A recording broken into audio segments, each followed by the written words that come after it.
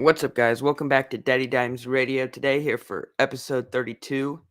It's been a long time, but we're back here, ready to get back on the run for the NBA playoffs, which started yesterday. And I'm going to be going through my playoff predictions here in just a minute. But let's start things off with some football real quick, where obviously we've got all the free agency stuff going on.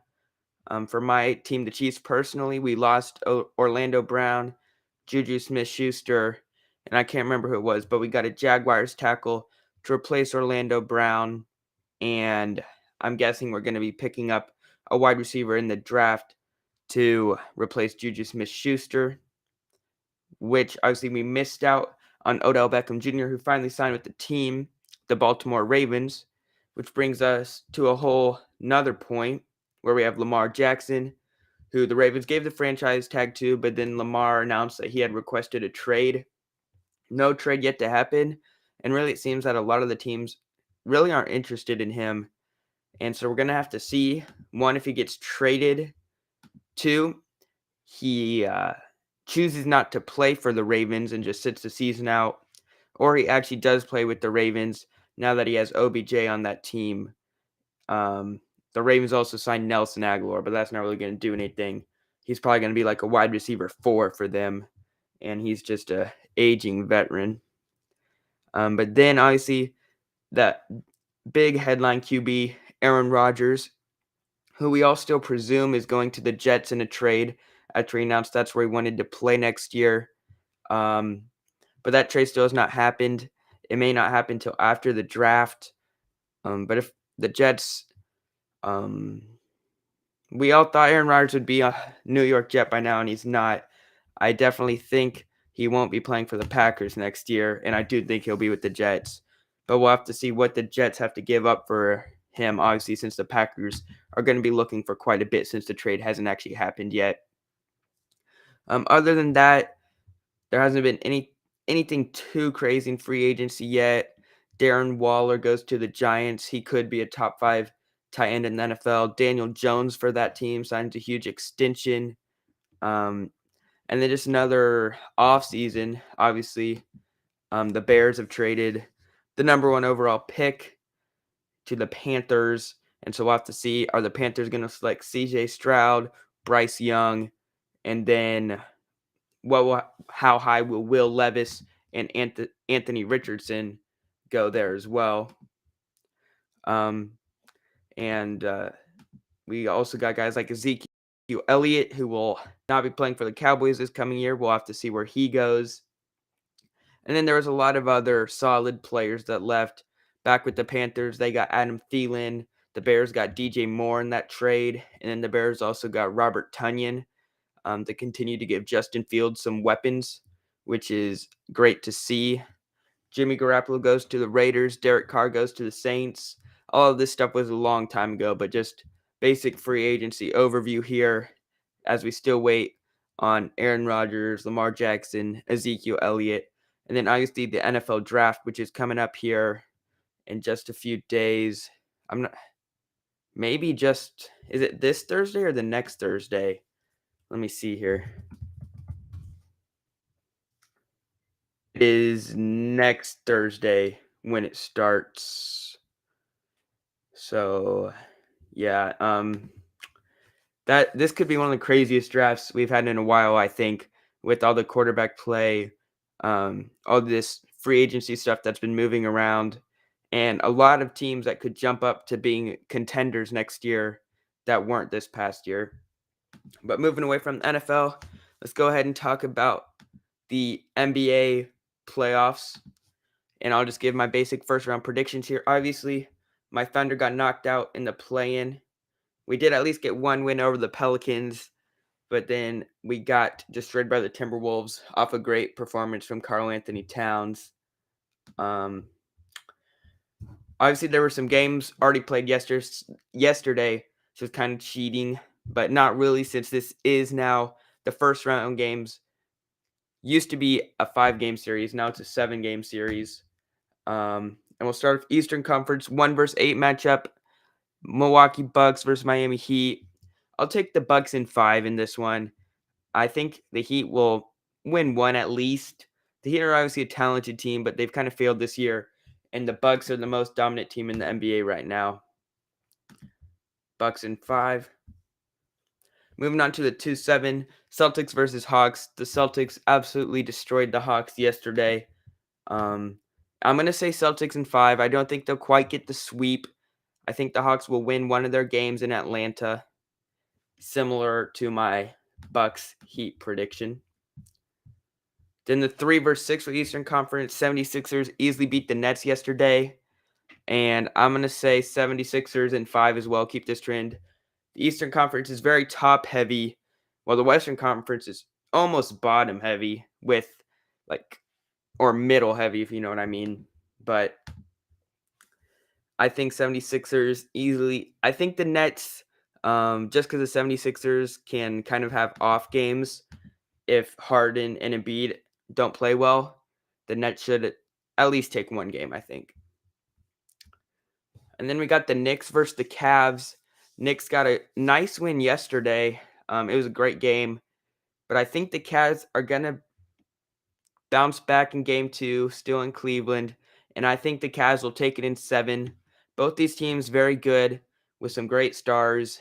Obviously, you got the Jalen Brunson, Julius Randle combo versus the Donovan Mitchell, Darius Garland. And then the Cavs have great rim protection from Jarrett Allen and Evan Mobley, while the Knicks have maybe the best sixth man in the league, Emmanuel Quickley, and rim protection from Mitchell Robinson.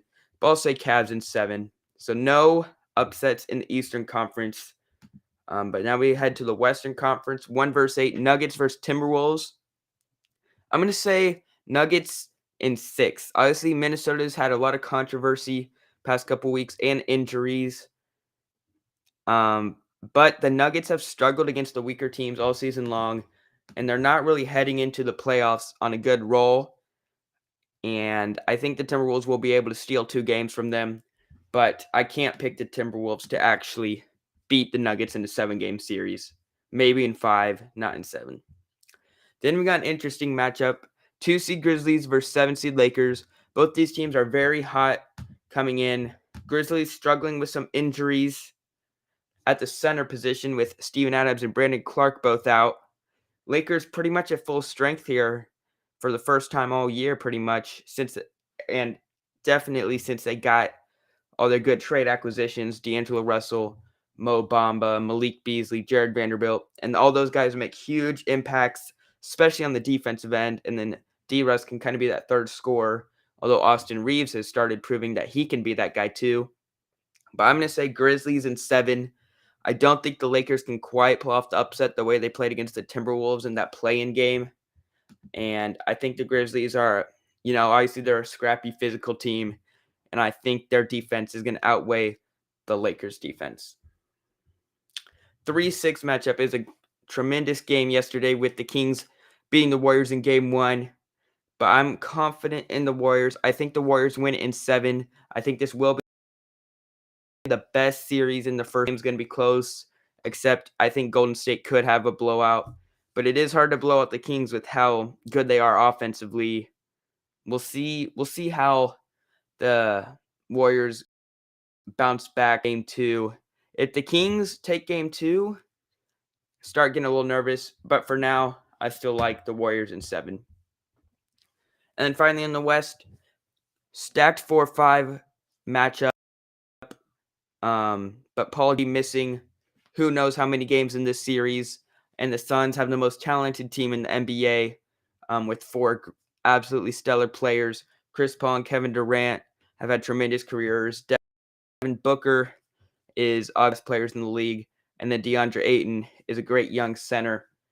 And the Suns definitely don't have the depth that the Clippers do. But with Paul George out, I think the Suns win this one in 6. The Clippers can win 1 game, and then Paul George is back by game 5. Maybe they can steal it. But I think most likely they're going to have to win one of the first 3 games and then have Paul George back for game 4, and Paul George is going to have to be ready to go. Second round matchups for my predictions, we would have Bucks versus Cavs. I'll take the Bucks in 6. Again, they're just such a great team this year.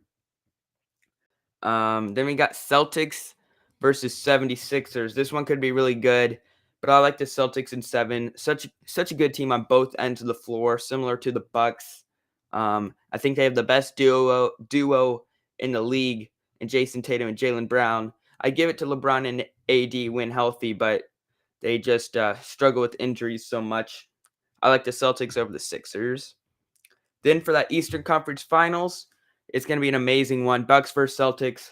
I like the Bucks in 7 with Chris Middleton back this year and Drew Holiday. Just even though he's continues to get older, he continues to grow offensively each and every year, and now he's an All NBA team candidate. Western Conference, where we had the Warriors upset, so they will take on the Nuggets. And I like the Warriors over the Nuggets in 7. That should be a good series, but I'm just not confident in the Nuggets. And the Warriors have proven themselves so many times in the past decade with Steph Curry. And then Grizzlies versus Suns. Very interesting one. I like the Suns in 6, though. I think the Grizzlies give the Suns about as much trouble as the Clippers. Obviously, Clippers will be missing Paul George. Grizzlies missing Steven Adams. And I think the Suns are just too talented, which gives us another amazing Western Conference Finals between the 4-seed Suns and the 6-seed Warriors. And I'm taking this is tough. I think it's a 7-game series no matter what here. And I'm going to go with the Golden State Warriors. I don't know, man. The Suns are... This is so tough. But I'm going to go with the Warriors. Just a little gut feeling. Everybody's always been doubting them these past 3 years, and they got it done last year. I think they will face the Bucks in the NBA Finals, where I think the Bucks are going to get it done. I like the Bucks in 7. That would be an absolutely incredible series. Steph Curry, Giannis Antetokounmpo. I honestly think if Jordan Poole plays like he has had in the second half of the season, it's going to really hurt the Warriors since when he's not shooting efficiently, he's an offensive liability, and he's always a defensive liability. And then we'll wrap up this episode with the MLB, where I'll just run through which teams I think are going to make the playoffs and then go through some awards. Starting things in the American League, I think the division winners that are going to advance are the Tampa Bay Rays. I know they have had a pretty easy schedule to start off, but they are just a team that always finds ways to win games. And I think Wander Franco and Randy Arozarena is one of the best young duos in the league. In the Central, I like the Twins. I think it's going to be a close battle between them and the Guardians. Maybe the White Sox can contend with all their talent, but the Guardians and Twins have proven that they can win games. And then in the West, I think it's obviously going to be the Astros.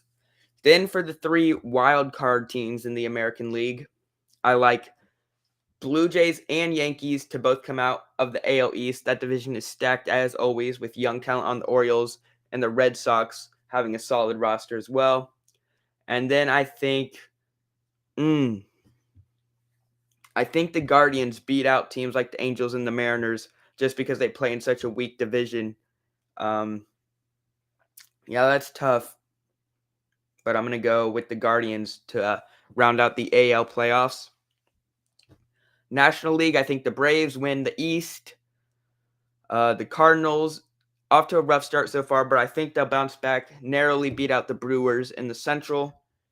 And then with Fernando Tatis coming back, I like the Padres to win the West. My wild card teams are going to be the New York Mets. This is so crazy. I don't think I'm going to have the Phillies making the playoffs. I'm going to say the New York Mets, the Milwaukee Brewers playing in a weaker division, and they always find ways to win games. And then the LA Dodgers. I don't think they'll take enough of a fall off to not make the playoffs. They've still got guys on their team that are going to get it done.